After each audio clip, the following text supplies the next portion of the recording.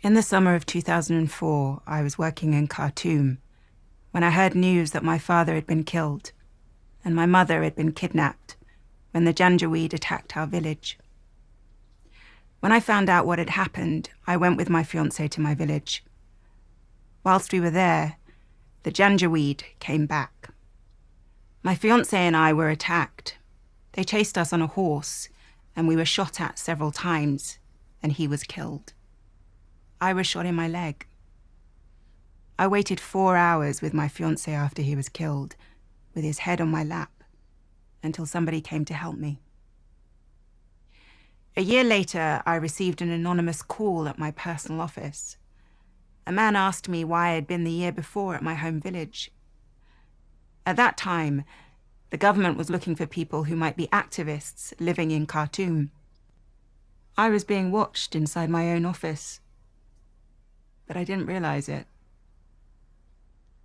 In the summer of 2006, I was walking along the street near to where I lived when 3 men jumped out of a pickup truck, grabbing me and forcing me into the vehicle. I was taken into an office where the head man was. He told me it is only prostitutes who work with rebels. I said to him, I am not a rebel and I am not a prostitute either.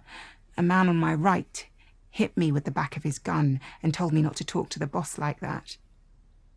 They said the money I sent to my family in Darfur was going to support rebels. I told them I was not sending any money to any rebels. I'm just someone with a broken heart who is looking after my family. The man in charge said he wanted to examine me to see if I was a prostitute. So I was taken to a small room, which was full of dried blood on the floor. The boss started to remove my clothes.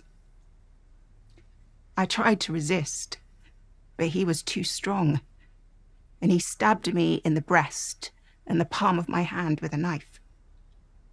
I tried to escape, but 2 men stood in the door.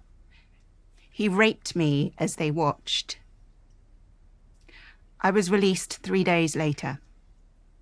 At the police station, I was told no one had reported the security force before. It's better if you go away. I couldn't talk to anybody. In my culture, you cannot talk about this.